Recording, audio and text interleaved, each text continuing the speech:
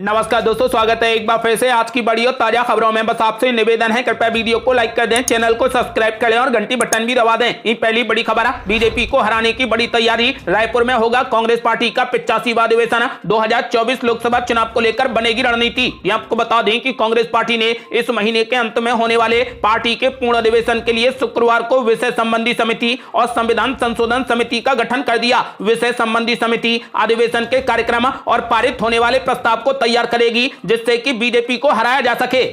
अगली बड़ी खबर, वित्त मंत्री निर्मला सीतारमण ने ममता बनर्जी का जिक्र कर कांग्रेस पार्टी पर बोला जबरदस्त हमला। कहा उन्हें अपना मुंह डिटॉल से धोना चाहिए। ये आपको बता दें कि केंद्रीय वित्त मंत्री निर्मला सीतारमण ने मुख्यमंत्री ममता बनर्जी का जिक्र करते हुए कांग्रेस पार्टी पर निशाना साधा। उन्होंने नेली नरसंहार को लेकर पूर्व प्रधानमंत्री इंदिरा गांधी का जिक्र कर कांग्रेस पार्टी को जमकर घेरा। केंद्रीय मंत्री निर्मला सीतारमण ने लोकसभा में बजट पर हो रही चर्चा के दौरान कहा कि बजट में काफी फंड दिया गया था, लेकिन इसके बाद भी असम के नेली में नरसंहार एक वर्ग के खिलाफ हुआ। ये कैसे हुआ, क्या कांग्रेस जवाब देगी? उन्होंने साथ ही 1984 में हुए दंगे का भी संदर्भ दिया। सीतारमण ने यह बात उस सवाल में कही जिसमें आरोप लगाया जा रहा है कि बजट में सबको बराबर रूप से पैसा नहीं दिया गया। निर्मला सीतारमण ने सदन में कहा कि नेली नरसंहार में क्या हुआ, इसको लेकर कांग्रेस की आलोचना वैसे ही करनी चाहिए जैसे कि मुख्यमंत्री ममता बनर्जी की छीछी वाली कविता है। बता दें कि ममता बनर्जी ने छीछी वाली टिप्पणी 2019 में सीएए को लेकर बीजेपी के खिलाफ की थी। वित्त मंत्री निर्मला सीतारमण ने कहा कि कांग्रेस पार्टी को भ्रष्टाचार को लेकर बोलना चाहिए। उन्होंने कहा कि उन्हें तो अपना मुंह डिटॉल से धोना चाहिए।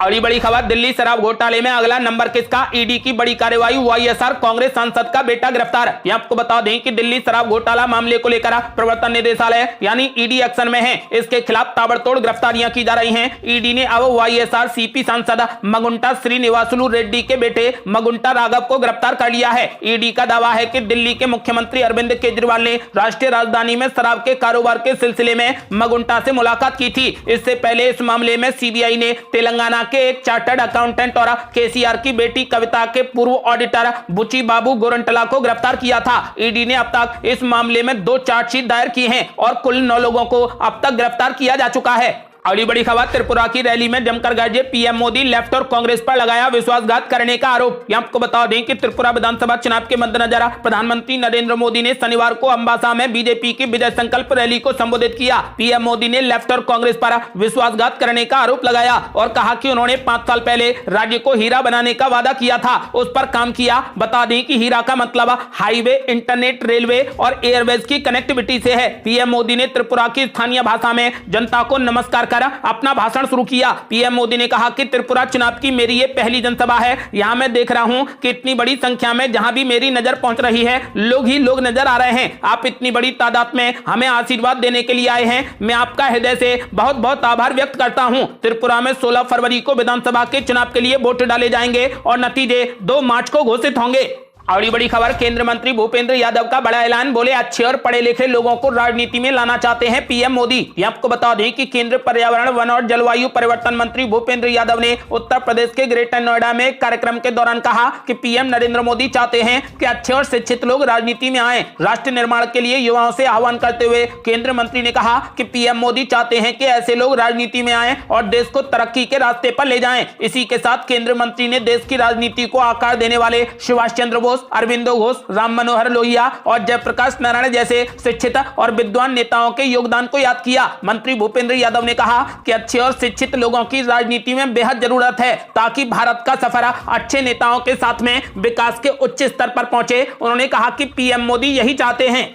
अगली बड़ी खबर, अखिल भारत हिंदू महासभा ने कर दिया बड़ा ऐलान। हिंदुओं को जोड़कर भारत के साथ नेपाल को भी बनाएंगे हिंदू राष्ट्र। ये आपको बता दें कि बागेश्वर धाम के पीठाधीश्वर पंडित धीरेन्द्र कृष्ण शास्त्री की शुरू की गई भारत को हिंदू राष्ट्र बनाने की मुहिम को कई हिंदू संगठनों का समर्थन मिल रहा है। अखिल भारत हिंदू महासभा भी इस मुहिम में साथ होकर बड़े पैमाने पर इसमें तेजी लाना चाहती है, जिसके लिए उन्होंने दिल्ली मुख्यालय में भारत को हिंदू राष्ट्र बनाने की पहल के तहत एक बड़ा सम्मेलन आयोजित किया है, जिसमें भारत के करीबी देश और करीबी रिश्ते वाले देश नेपाल के धर्म धर्मगुरु भी शामिल हुए हैं, जिन्होंने भारत के साथ नेपाल को भी हिंदू राष्ट्र बनाने की जरूरत बताया और इसे लेकर एक बड़े मुहिम के लिए आपस में समझौता कर लिया। हिंदुओं की स्थिति को देखते हुए नेपाल के धार्मिक संगठन संयुक्त राष्ट्रीय जन आंदोलन मोर्चा के नेताओं और धर्मगुरुओं को हिंदुओं को संगठित होने की जरूरत महसूस हुई है, जिससे नेपाल में हिंदुओं को प्रताड़ना से बचाया जा सके और हिंदुओं को मजबूत कर नेपाल को फिर से हिंदू राष्ट्र बनाया जा सके। इसी कोशिश के तहत नेपाल के धर्मगुरु अखिल भारत हिंदू महासभा में सम्मिलित होने के लिए दिल्ली पहुंचे, जहां पर उन्हें हिंदू महासभा के राष्ट्रीय अध्यक्ष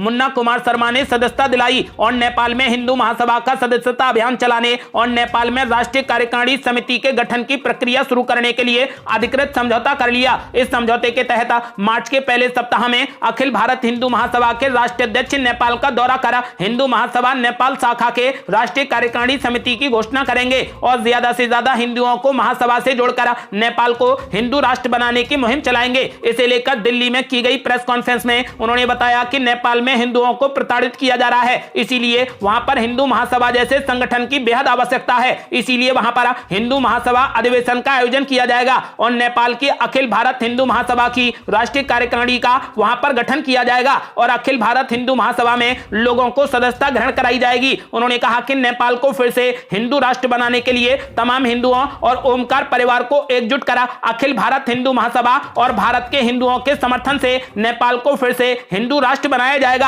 आचार्य ने कहा कि हमें जरूरत आन पड़ी है कि हम नेपाल को फिर से हिंदू राष्ट्र बनाने की ओर अग्रसर करें और यह काम अखिल भारत हिंदू महासभा ही कर सकती है। इसलिए आज हमने उनके साथ चर्चा की है और उनके साथ हाथ मिलाया है। आपको बता दें कि अखिल भारत हिंदू महासभा ने ऐलान कर दिया है कि हिंदुओं को जोड़कर भारत के साथ नेपाल को भी हिंदू राष्ट्र घोषित किया जाएगा। और ये बड़ी खबर, अंतर्राष्ट्रीय हिंदू परिषद के अध्यक्ष डॉक्टर प्रवीण तोगड़िया का बड़ा ऐलान, बोले देश में जनसंख्या नियंत्रण करना बेहद जरूरी। ये आपको बता दें कि अंतर्राष्ट्रीय हिंदू परिषद के अध्यक्ष डॉक्टर प्रवीण तोगड़िया अपने हिंदुवादी तीखे तेवरों के लिए जाने जाते हैं। कोटा प्रवास के दौरान उन्होंने हिंदू विरोधी ताकतों को जमकर आड़े हाथों लिया और सरकार को भी कड़ी चेतावनी दी कि इन तत्वों से रक्षा करना सरकार का काम है। तोगड़िया ने कहा कि जिहादी तत्व कश्मीर केरल से होते हुए राजस्थान में उदयपुर तक पहुंच गए हैं। सरकारें अब भी नहीं चेती तो हर जगह कन्हैया श्रद्धा जैसे जिहादी वारदातों के उदाहरण देखने को मिलेंगे। तोगड़िया ने गोदावरी धाम पर पत्रकारों से बातचीत में कहा कि सरकारों ने जनसंख्या असंतुलन के नियंत्रण पर कड़ाई से काम नहीं किया तो हर जगह पर जिहाद दिखाई देगा। एक सवाल के जवाब में उन्होंने कहा कि देश की राजनीति का हिंदूकरण हो रहा है। जो राजनीतिक दल जितना हिंदू हितों के लिए काम करेगा उसे उतना ही लाभ मिलेगा। कांग्रेस नेता राहुल गांधी जय सिया राम बोल रहे हैं। समाजवादी पार्टी के अध्यक्ष अखिलेश यादव हनुमान जी का मंदिर बनाकर कहते हैं कि मैं भी हिंदू हूं और पश्चिम बंगाल में ममता बनर्जी भी अपने को हिंदू साबित करने पर तुली हुई हैं। राहुल के पिता ने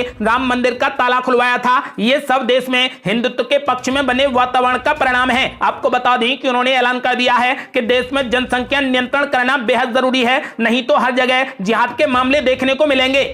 और ये बड़ी खबर, नई इंडस्ट्री बसाने के लिए पुरानी बर्बाद कर रही पंजाब सरकार, उद्योगपतियों ने खोल दिया मोर्चा। ये आपको बता दें कि पंजाब के लुधियाना में उद्योगपतियों ने सरकार के खिलाफ जोरदार प्रदर्शन किया। उद्योगपतियों ने पंजाब सरकार पर आरोप लगाते हुए कहा कि सरकार द्वारा उन्हें नई इंडस्ट्री लगाने के लिए कई तरीके के प्रलोभन दिए जा रहे हैं, लेकिन पुरानी इंडस्ट्री के साथ में धक्केशाही की जा रही है, जिसके चलते वो सरकार के खिलाफ प्रदर्शन करने के लिए मजबूर हैं। लुधियाना के गिल रोड स्थित साइकिल मार्केट के पास में साइकिल इंडस्ट्री, फास्टनर इंडस्ट्री और अन्य उद्योगों की ओर से पुतला फूंककर सरकार के खिलाफ प्रदर्शन किया गया। उद्योगपतियों का कहना है कि राज्य सरकार द्वारा उनके साथ सस्ती बिजली को लेकर वादा किया गया था, जो आज तक पूरा नहीं किया गया। उन्होंने कहा कि सरकार द्वारा पुरानी इंडस्ट्री को बर्बाद करके नई इंडस्ट्री को उत्साहित किया जा रहा है, जो राज्य के राजस्व में 60% हिस्सा डालती है। उद्योगपतियों ने सरकार पर आरोप लगाते हुए कहा कि उनकी तरफ से और भी वादे किए गए थे जो पूरे नहीं किए जा रहे। अगर आने वाले दिनों में भी सरकार नई इंडस्ट्री लाने को लेकर पुरानी इंडस्ट्री के साथ में धक्केशाही करेगी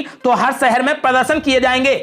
और ये बड़ी खबर, महिलाओं को हर महीने 1-1 रुपए देगी सरकार, नए बजट में हो सकती है घोषणा। ये आपको बता दें कि पंजाब सरकार मोहल्ला क्लिनिक के बाद अब अपना एक और वादा पूरा करने की तैयारी कर रही है। आम आदमी पार्टी सरकार इस साल से महिलाओं को हर महीने 1-1 रुपए देने की गारंटी को पूरा करने वाली है। मार्च के पहले हफ्ते में पंजाब सरकार द्वारा जारी किए जाने वाले नियमित बजट में इसकी घोषणा की जा सकती है। वित्त विभाग के सूत्रों की माने तो 2023-24 के बजट में 12,000 करोड़ रुपए का प्रावधान करने का फैसला लिया गया है। इस साल के अगस्त अगस्त महीने से ये योजना शुरू की जा सकती है। विधानसभा चुनावों के प्रचार के दौरान आम आदमी पार्टी ने पंजाब की जनता से वादा किया था कि अगर उनकी सरकार बनी तो 18 साल से ऊपर वाली सभी विवाहित और अविवाहित महिलाओं को हर महीने 1,000 रुपए दिए जाएंगे, ताकि वो अपनी इच्छा से उन्हें खर्च कर सकें और घरेलू महिलाओं को इससे आर्थिक मदद भी मिल सके। पंजाब में आम आदमी पार्टी की सरकार बने हुए लगभग 10 महीने बीत गए हैं। ऐसे में ये योजना लागू नहीं होने की वजह से सरकार को विपक्ष की आलोचना झेलनी पड़ रही थी, जिसको देखते हुए अब जल्द पंजाब की महिलाओं को यह लाभ दिया जाएगा।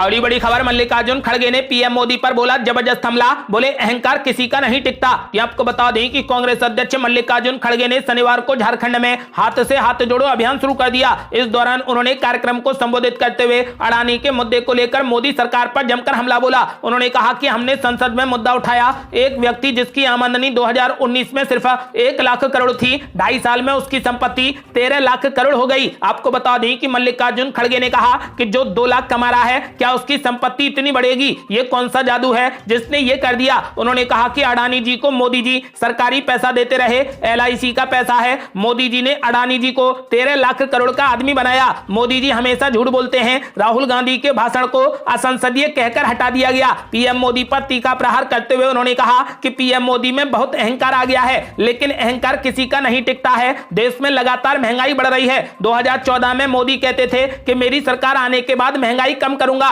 मैं पीएम मोदी से पूछता हूं कि अब वो कहां हैं? झारखंड सरकार की तारीफ करते हुए कांग्रेस अध्यक्ष मल्लिकार्जुन खड़गे ने कहा कि झारखंड की सरकार अच्छी चल रही है, हम लोग किसान के लिए लड़ते हैं। इससे पहले केंद्र पर हमला बोलते हुए मल्लिकार्जुन खड़गे ने कहा कि देश जवाब चाहता है कि क्या अडानी घोटाले की जांच नहीं होनी चाहिए? क्या LIC का पैसा जो अडानी की कंपनियों में लगा है उसकी गिरती कीमतों पर सवाल नहीं पूछना चाहिए? क्या SBI व दूसरे बैंकों की ओर से अडानी को दिए गए 82,000 करोड़ के लोन के बारे में सवाल नहीं पूछना चाहिए? आखिर क्या कारण है कि मोदी जी और पूरी सरकार संसद में अडानी शब्द भी नहीं बोलने देती? और बड़ी खबर, अशोक गहलोत या सचिन पायलट आखिर किसके नेतृत्व में लड़ा जाएगा विधानसभा का चुनाव? ये आपको बता दें कि राजस्थान में इस साल के अंत में विधानसभा के चुनाव होने हैं। ऐसे में चुनावी बिसात बिछने लगी है। मुख्यमंत्री अशोक गहलोत और सचिन पायलट के बीच में विवाद को लेकर जनता के मन में कई सवाल हैं, जैसे राजस्थान में अगला मुख्यमंत्री कौन होगा, चुनाव किसके नेतृत्व में लड़ा जाएगा। वहीं इन सब के बीच प्रदेश के मुखिया अशोक गहलोत ने इन सवालों के जवाब दिए हैं। खास बातचीत में अशोक गहलोत से सवाल किया गया था कि बजट के दौरान सचिन पायलट भी मेज थपथपा रहे थे, तो क्या माना जाए कि अब विधानसभा चुनाव अशोक गहलोत और सचिन पायलट मिलकर लड़ेंगे? इस सवाल के जवाब में मुख्यमंत्री अशोक गहलोत ने कहा कि यही समय की मांग है, सभी की यही मांग है और कोई विकल्प नहीं है, सब मिलकर चुनाव लड़ें। वहीं बजट को लेकर मुख्यमंत्री अशोक गहलोत ने कहा कि बजट में समाज के सभी वर्गों को राहत दी गई है। प्रदेश के बजट में स्वास्थ्य, शिक्षा और सामाजिक सुरक्षा पर खास ध्यान रखा गया है। अपने इंटरव्यू के दौरान मुख्यमंत्री अशोक गहलोत ने पीएम नरेंद्र मोदी को लेकर भी अपनी प्रतिक्रिया दी। उन्होंने कहा कि पीएम मोदी राहुल गांधी पर सवाल खड़े कर रहे हैं, लेकिन उन्होंने खुद सदन में एक सवाल का जवाब नहीं दिया। जो सवाल कांग्रेस अध्यक्ष मल्लिकार्जुन खड़गे और राहुल गांधी ने उठाए, उस पर प्रधानमंत्री ने कुछ भी नहीं कहा। ये थी अब तक की बेहद बड़ी खबरें। आपका क्या मानना है? क्या इस बार राजस्थान का चुनाव अशोक गहलोत के नेतृत्व में ही लड़ा जाएगा? अपनी राय हमें वीडियो लाइक कर कमेंट बॉक्स में जरूर दें। ऐसी ही ताजा और न्यू अपडेट जानने के लिए हमारे चैनल को लाल बटन दबाकर सब्सक्राइब करें और घंटी बटन भी दबा दें। जल्दी मिलते हैं बड़ी अपडेट के साथ, तब तक के लिए जय हिंद, जय भारत।